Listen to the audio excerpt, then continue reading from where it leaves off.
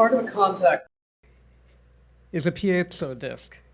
Piezo discs are coated with a thin crystalline layer that emits an electrical charge when stressed. We are surrounded by piezo discs. When piezo discs are wired up like this, they become simple microphones that, when pressed against an object, that object's vibration registers as sound. Contact mics as products of design present an interesting challenge. My name is Keating, and this is my thesis, A Fascination with Noise, Contact Mics, Everyday Objects, and Product Design. This presentation is organized around my user journey from discovery through research to interaction and making. I'd never heard of contact mics prior to products of design and did not have a background in sound. Last year, I wired up my first contact mic, soldering together this simple disc and wires, and having sound come out was remarkable.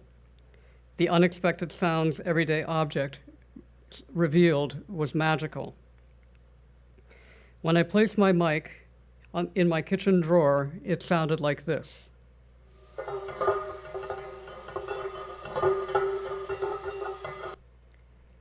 Not satisfied to simply find objects to listen to, I went online and found other people working with contact mics. They were placing contact mics inside boxes, sticking items on the outside, and plugging these creations into amplifiers. I bought an amplifier and cables and built these noise boxes for my final project.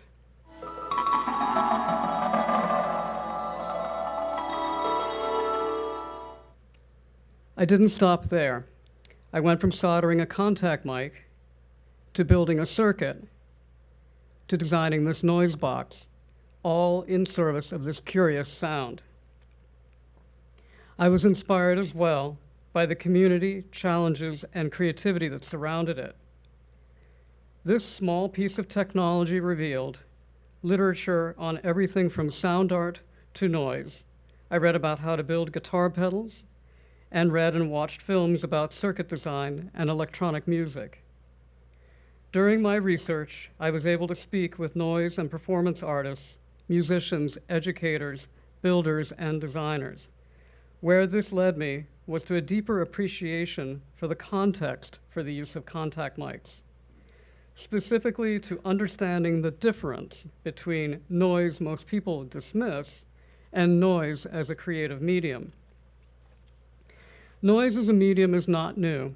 Luigi Russolo built these in 1913 and had this to say: all these instruments together, far from making a cacophonous mixture of deafening noises, produce instead very charming combinations, full of fascination and mystery.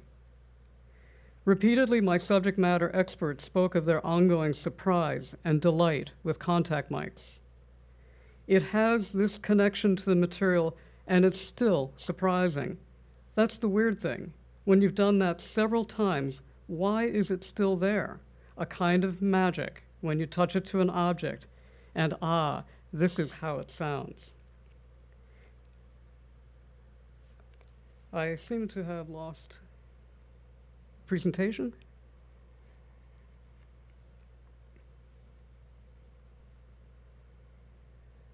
Marco? Another little technical difficulty. Yeah, I was doing this, but it just disappeared. Let me just have my script so I don't lose my spot. Oh, yeah, sorry. No worries.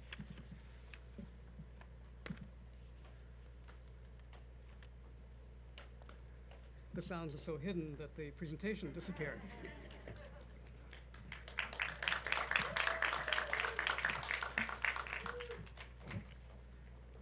No, you should stay there. I should stay here? Oh.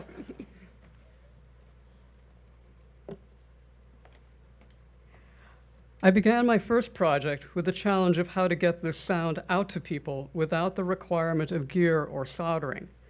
Hidden Soundscape was a self-guided sound experience with the goal to replicate some of the serendipitous discovery noise artists experience when they work with contact mics. This project took the form of wall signage linked to the contact mic sound files and images of the objects with unique QR codes that were printed on stickers. Scanning these, participants were taken to a sound file page. There was a link to the website detailing how each sound was made, and a link to the track list. I followed the experience via Google Analytics, and this let me see which QR-coded sound files were getting more play than others. Here is a look at this experience.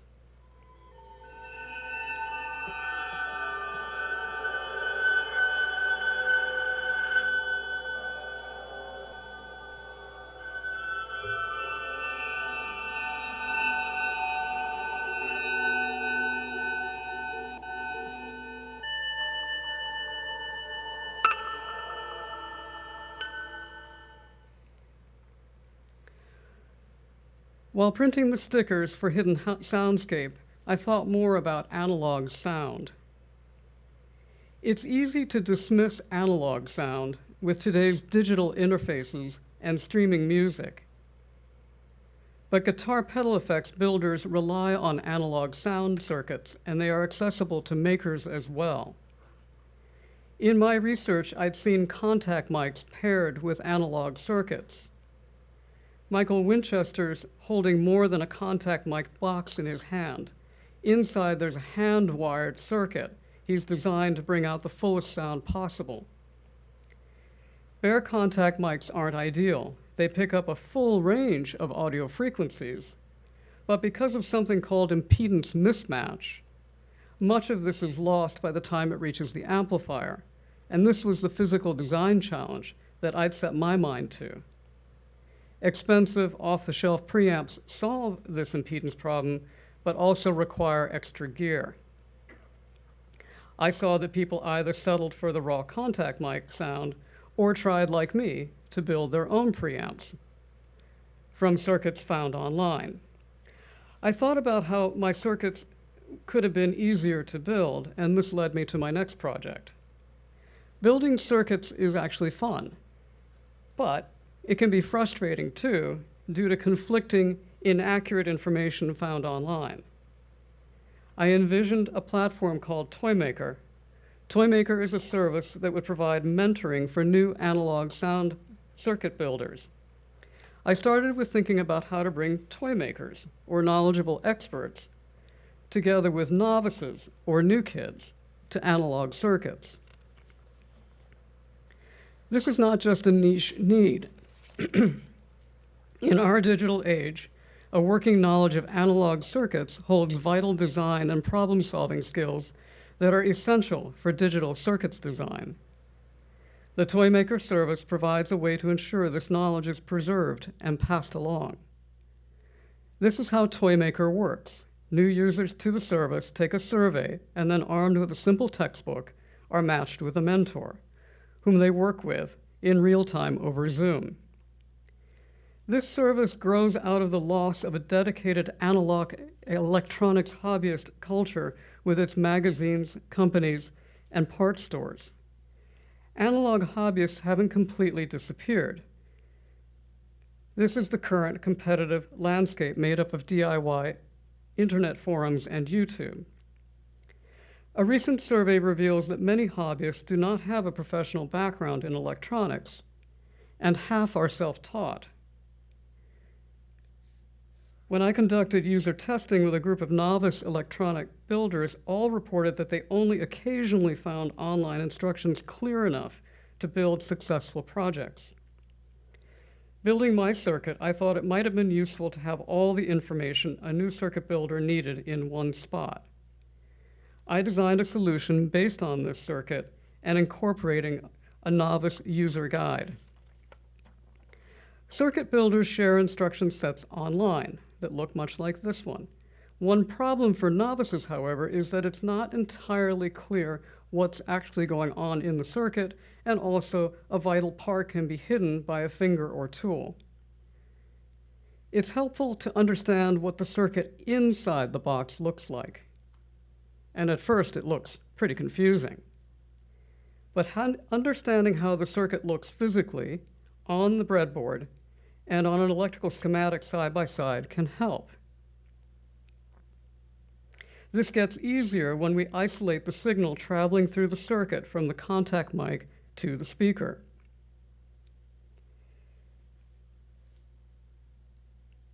Oh, my bad. I packaged this and some other tips and tricks into this project. In addition to animated circuit diagrams, I also looked at the parts list accompanying circuit diagrams. In my user guide, these are presented as fully illustrated descriptions. These efforts took me back to making.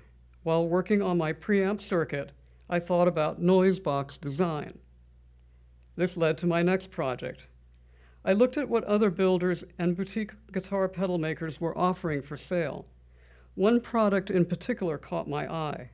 Eric Kessel had this to say about his noise device. I wanted the device to be open-ended so that the user could remove the springs and add other things like wires or whatever and objects that they fancied. I saw that people had taken him up on modifying the Blackfly box, and adding objects, in fact, was embedded in noise boxes by design. I noticed my own noise boxes were locked in when I finished them. While they sounded pretty good, to get any more sounds, I'd have to build more boxes.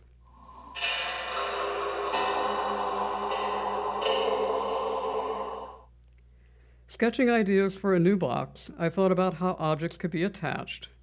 And starting with this model, I had an idea for two different surfaces. The first would be kept clear to place loose objects on. The end caps would be used to bolt objects to.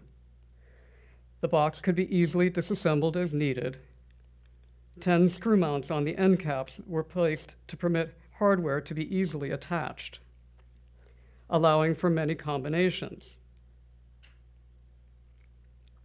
Hardware can be easily removed and moved around. And all that left was branding. The capercaillie, a wild bird, worked for my mascot, since this bird actually sounds just like a noise box.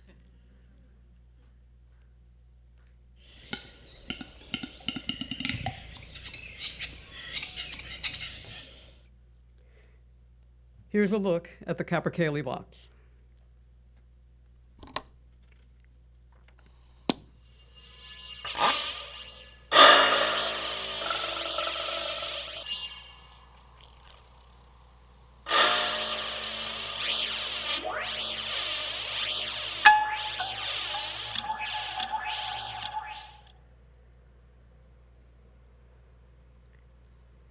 That project was a culmination of a lot of ideas that all began with this small piece of technology.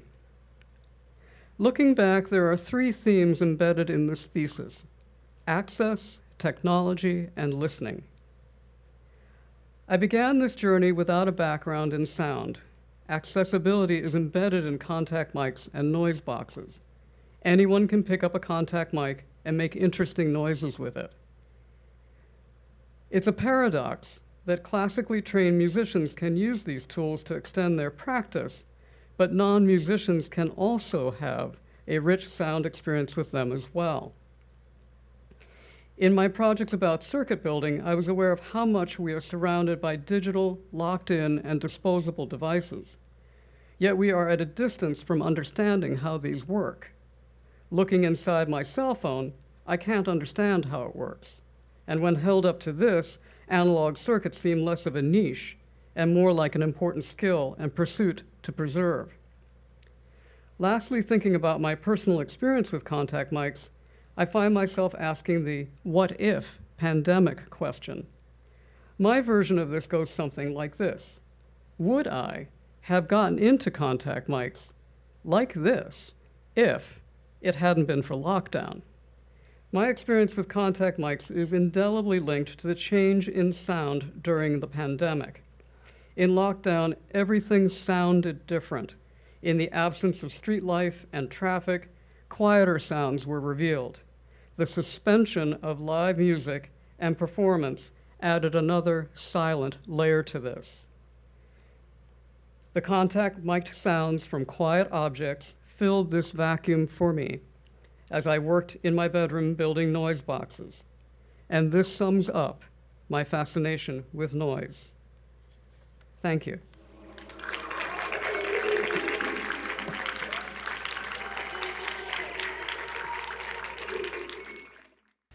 Maybe this is for next year's thesis students, but you started with the smallest thing possible. In fact, it wasn't even a thing. It was the invisible sounds that things make. So thank you for showing us the potential of starting tiny. So Anne, you've had lots of design lives, lots of careers, and I think it was Victoria Shen's course that, I don't know, kind of changed your life here. It was certainly transformative in the way that I think sometimes for us as artists, we find a new medium or a new idea and are captivated by it. And so the decision becomes one, do we go with this? Is this a 2-week obsession and it will pass? Or is this actually something rather significant and interesting and that one may have a passion for that isn't perhaps so not related to everything else that you're doing or that might even be of interest to people out in the world? So I think what happened for me is that the technology, the education, the cultural history even that I was trained in originally, all just sort of came to a head. And as you know, I had been at CE and at SVA taking art courses, thinking, what's the next thing for me? Right. And I really, I always wanted to go art school. So all of these things sort of came together very powerfully. Certainly once you admitted me to the program as a non-traditional student without an arts background. But then when I hit smart objects, especially with Victoria Shen, and she introduced me to this amazing technology, and I just went like, oh my God, this is amazing. I have to do something with this. Right. Well, we have to do something with this too. It seemed irresistible not to ask you. Anne brought some objects, and I'm wondering if we could get you to do, I think you have like a 3.5-minute performance. Well, I wouldn't call it a performance. That would freight this with music, which, right, of course, noise artists would say is not music. And the other is it would affrate me as being a musician, which I'm not. I hopefully have proven today that I'm a designer and an artist, but musician, yes. We'll save that for the next graduate degree. I knew I was running into trouble. All right, a performance/demo? A demo I'd be happy to do for you. And so Anne's going to do that for us. We'll set up for a second. I think that's 3.5 minutes or something, and then we're going to take a break. But for those of you who are really, really interested, Anne has offered to stick around so you can talk to her, maybe touch things, we'll see. And you also might have some souvenirs for us too, right? Do you want to be a rock star and throw a few of those out now? You told me that this is a thing at rock concerts. Well, in the front row will have to help me with it. Just a few, and then you're going to have to get them by talking to Anne after. I'm apt to take somebody's eye out. But if you will let them... All right. Imagine she's being a rock star and doing this with the guitar picks.